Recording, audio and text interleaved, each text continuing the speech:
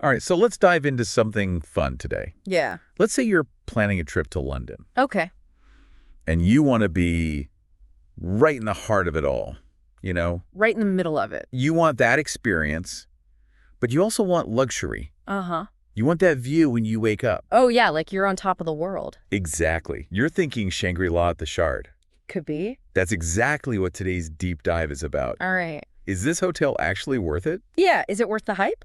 We've got reviews, articles. Reddit debates. We've even got some Reddit debates comparing it to some of the other top London hotels. I love those. So they can get heated. They can get very heated. Yeah. But that's what makes it fun, right? That's the fun of it. Okay, so first things first, the location. All right. The Shard itself is this incredible skyscraper. Pretty amazing. Tallest in Western Europe.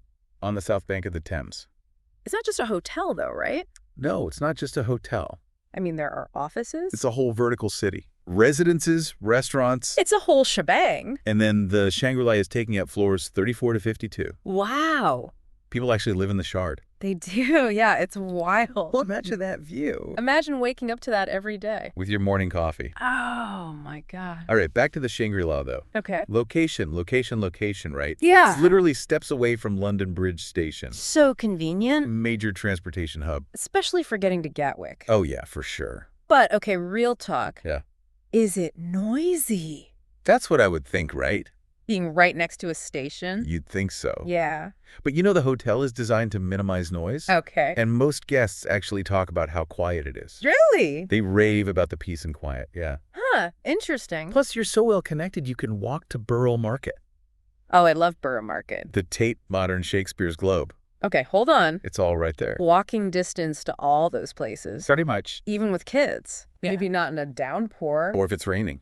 But London has great public transport. That's true. And even a short taxi ride with those views. Okay. Yeah. Would be pretty spectacular. All right, so location, big win. Big win. But let's talk about the rooms themselves. Okay, let's get into it. Everyone talks about those views. Of course. But are all the rooms created equal? Not all rooms are created equal. Okay. You gotta do your research. Really? The superior and premier Shard rooms, Okay. they're nice, don't get me wrong, Yeah. but they face south away from all the main attractions. So if I want like that postcard view, Tower Bridge, the Thames. So you want the deluxe city view or the premier city view rooms? Okay. They're north facing. Okay. Amazing vistas. I bet. But the ultimate experience splurge on an iconic city view room. Okay. Corner rooms. Yeah. 180-degree views. Wow. Take your breath away. Okay, adding that to the dream travel list. Definitely. But I have to ask about something I read. Oh, what's that? Some of the bathrooms have these glass partitions. Oh, yeah. And because of the reflection, you can kind of see into the neighboring bathrooms. It's true. Is that true? It's true. Some of the rooms have that unique design element. Okay, well, that's Definitely something to be aware of. good reminder to keep the blinds closed. Keep them drawn, yeah. But let's talk about the good stuff. Okay. All the rooms have those luxurious Shangri-La beds, Of course. fret linens, marble bathrooms, Heated floors. heated floors. Come on. Beat that. L'Occitane toiletries. Binoculars in every room. Oh, Get a closer look. so you can really zoom in on those views. Nice, got it. Okay, now besides the rooms, the Shangri-La is known for its amenities. It is. The Sky Pool, Yes. highest hotel pool in Western Europe. 52nd floor. Imagine swimming with the city below you. I know, it's pretty wild. I've seen some mixed reviews, though. Oh, really? Some people love it. Yeah. Some people say it's small and underwhelming. Well, it's definitely not Olympic size. Sorry. You have to book a time slot in advance. Okay. But for the novelty of swimming at that height with those views, I mean, it's pretty special. Okay. I'm intrigued. You should be. What about other ways to unwind? Okay, well, right next to the pool is the sky sauna. Oh, wow. Again, incredible views while you sweat it out. Views, views, views. That's the theme. And then, of course, Gång, Oh, yes. London's highest champagne and cocktail bar. Level 52. But I'm guessing that comes with a pretty high price tag as well. There is a minimum spend. Okay. And those window seats are even pricier. Yeah. But for a special occasion, Okay. hard to beat that ambiance and those views. You got to go big or go home sometimes. Exactly. What about if I'm hungry? Well, you got Ting, Okay. the signature restaurant on level 35. Mm-hmm. Serves breakfast, lunch, dinner, Wow. and high tea, Fancy. all with an Asian-inspired flair, And more views, I presume. naturally. Of course. And then, for something more casual, Yeah. Bar 31 on the ground floor. So you've got options, You've got all the options. whether you want fancy or casual. Whatever you want. But I have a question. Okay. With all these sky-high experiences, does it ever feel like you're disconnected? Disconnected from the city. Yeah. That's a good question. Like you're so high above everything? I think that's where that vertical city concept comes in. Okay. You got everything you need in the Shard, Right. but you're also steps away from the streets of London. Best of both worlds. Exactly. You've got the tranquility up high, Uh-huh. but then you're also right there in the middle of it all. When you want it. If I'm convinced and I want to book, how do I do it? Always recommend Booking.com. Okay. They often have great deals, Uh-huh. user-friendly platform. I love that. You can find a link in the episode description. Easy peasy. Exactly. Before we move on, I have to ask about something I read. Oh, what's that? The Shard's first guest was a little unusual. Romeo the Fox. A fox? Fine, right? Living at the top of the Shard? Yeah. It's a wild story. Tell me more. So during construction, Okay. they found this fox. Uh-huh. They named him Romeo, Okay. living on one of the upper floors, How did he get up there? snuck in through a stairwell. No way. And he was surviving on food scraps left by workers. That is so resourceful. Talk about making yourself at home. I can't imagine a fox I know. in such a modern building. He seemed to adapt pretty well. Right. Eventually they captured him, Oh, took him to an animal center. I'm glad. But it's a fun anecdote. It is. Shows even wildlife can't resist the allure of the Shard. I love that. Yeah. Okay, so we've covered location rooms, amenities, even a surprise fox resident. What else is there? But what about the overall vibe? The vibe. The service is good as everything else. Well, from the reviews we've seen, the service is consistently praised. Okay. What stood out to you? A lot of guests mentioned the staff going above and beyond, Oh, yeah. helping with less luggage, Yeah. offering recommendations for exploring the city. It's the little things. The little things make all the difference. Absolutely. Several reviewers raved about the room service and attentiveness of the staff. Makes you feel valued. Yes. So yeah, the service matches the luxury. But of course, all of this comes at a price. It does. So is it really worth it? That's the million-dollar question. It is. And honestly, the answer depends on your priorities as a traveler. Let's delve into that in part 2. Okay. We'll unpack the value of the Shangri-La at the Shard All right. compared to some of those other luxury hotels. Yeah, from the Reddit debate. And ultimately, help you decide if it's right for your next London adventure. Sounds good. So is it really worth it? Before we get into if it's worth the price, Okay. I want to talk about something. Uh-huh. The Shard being this vertical city. Right. What does that even mean for someone staying at the Shangri-La? Yeah. Good question. You know? I think it adds like a level of convenience and exclusivity. Okay.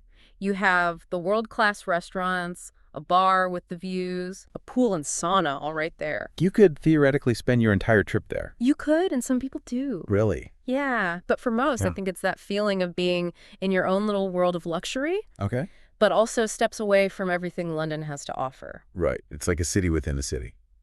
Exactly. But let's get back to that price tag. Yeah. It's a splurge. It is a splurge. What do our sources say about whether it's worth the money? Well, the reviews are positive, Okay. but there's a consensus that it's best for a certain type of traveler, Well, someone who values a unique experience, yeah. luxury.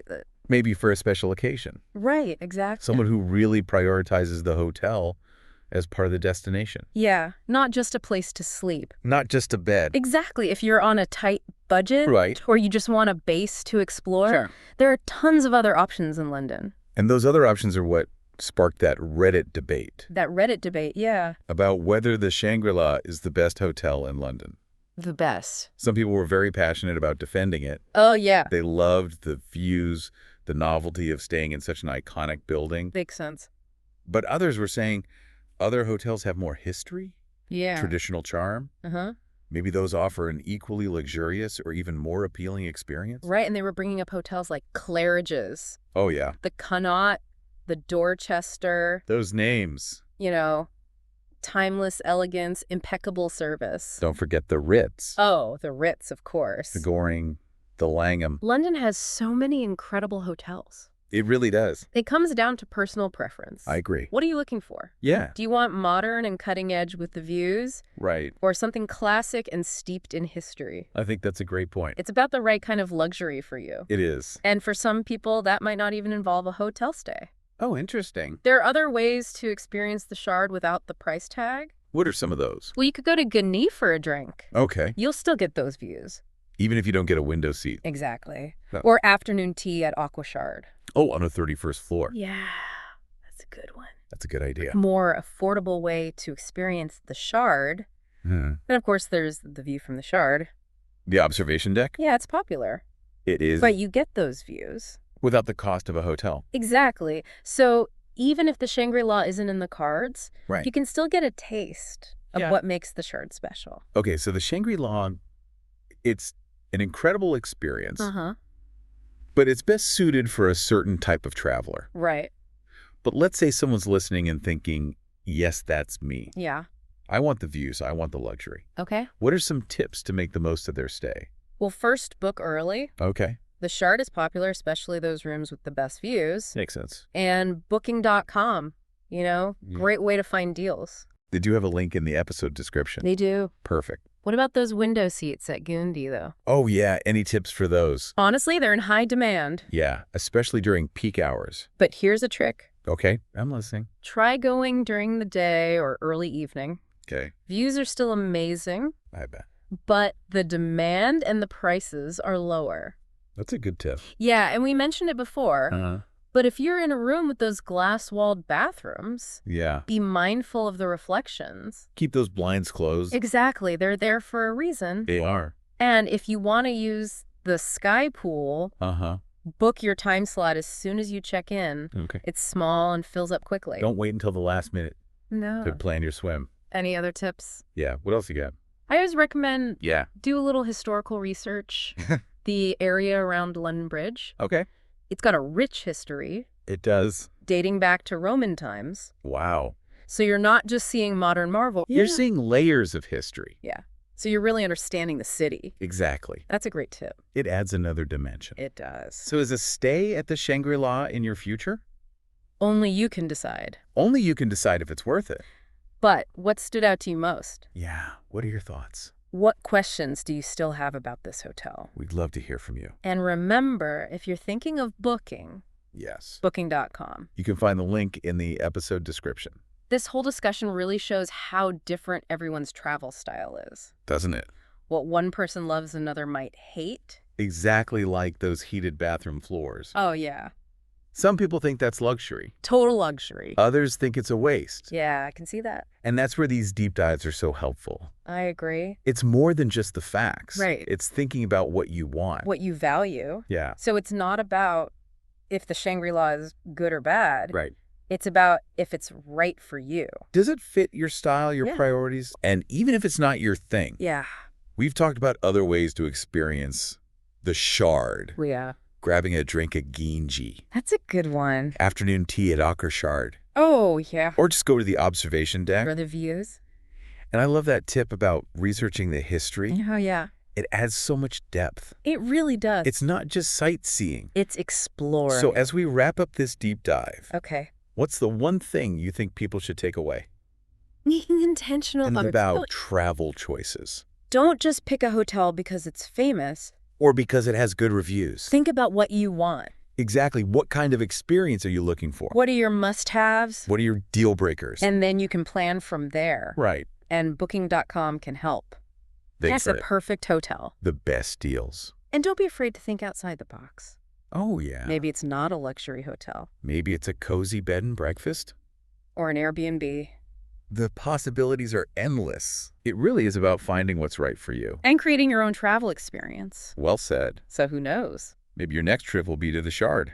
Maybe you'll be gazing out at London. Or maybe it'll be somewhere completely different. Somewhere unexpected. Either way, we hope this deep dive has inspired you. To explore, to dream. And to create travel memories that will last. Until next time. Happy travels.